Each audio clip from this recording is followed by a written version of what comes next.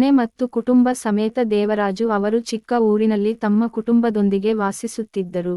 ಅವರ ಕುಟುಂಬದಲ್ಲಿ ಪತ್ನಿ ಲಕ್ಷ್ಮಿ, ಮಗಳು ಸವಿತಾ ಮತ್ತು ಮಗ ಸೂರ್ಯಕುಮಾರ್ ಇದ್ದರು. ದೇವರಾಜು ಒಬ್ಬ ಸಾಧಾರಣ ಕೃಷಿಕ.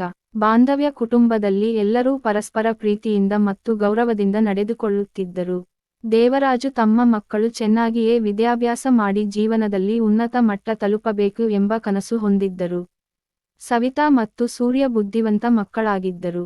ಸವಿತಾ ಹೈಸ್ಕೂಲ್ ವಿದ್ಯಾರ್ಥಿನಿ, ಸೂರ್ಯ ಪ್ರಾಥಮಿಕ ಶಾಲೆಯಲ್ಲಿ ಓದುತ್ತಿದ್ದ. ಇಬ್ಬರೂ ತಮ್ಮ ತಂದೆಯ ಕನಸನ್ನು ಸಿದ್ಧಗೊಳಿಸಲು ತುಂಬಾ ಪ್ರಾಮಾಣಿಕವಾಗಿ ಓದುತ್ತಿದ್ದರು. ಕುಟುಂಬದ ಆರ್ಥಿಕ ಪರಿಸ್ಥಿತಿ: ದೇವರಾಜು ಅವರದ್ದು ಸಣ್ಣ ಹಳ್ಳಿ, ಕೃಷಿಕರು, ಆದ್ದರಿಂದ ಕುಟುಂಬದ ಆರ್ಥಿಕ ಸ್ಥಿತಿ ಅಷ್ಟು ಬಲವಾಗಿರಲಿಲ್ಲ.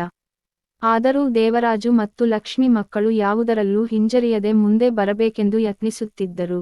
ತೊಂದರೆ ಇರುವಾಗ ಒಂದು ದಿನ, ದೇವರಾಜು ಅವರ ಕಾಲು ಮುರಿದುಕೊಂಡಿದ್ದರು. ಈ ಅಜಾಗರೂಕತೆಯಿಂದ ಅವರು ಕೆಲಸ ಮಾಡಲು ಸಾಧ್ಯವಾಗದೆ, ಕುಟುಂಬಕ್ಕೆ ಆರ್ಥಿಕ ತೊಂದರೆಗಳು ಎದುರಾಗುತ್ತವೆ. ಮುಂಬರುವ ಸಮಸ್ಯೆ ದೇವರಾಜು ಅವರ ಬಲಗಾಲು ಮುರಿದು, ಅವರ ಕೆಲಸ ಮಾಡಲು ಸಾಧ್ಯವಾಗದಂತಾಯಿತು. ಇದರಿಂದಲೇ ಅವರ ಕುಟುಂಬದಲ್ಲಿ ಹಣಕಾಸಿನ ತೊಂದರೆಗಳು ತಲೆದೋರಿತು.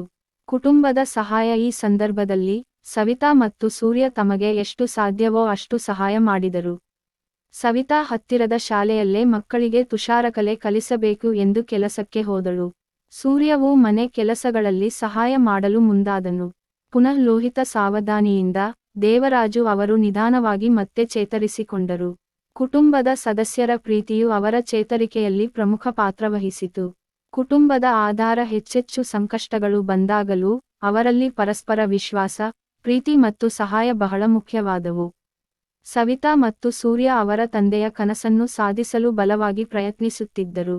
ಅವರ ವಿದ್ಯಾಭ್ಯಾಸದಲ್ಲಿ ಉತ್ಸಾಹದಿಂದ ಮುಂದು ಬರುತ್ತಿದ್ದರು.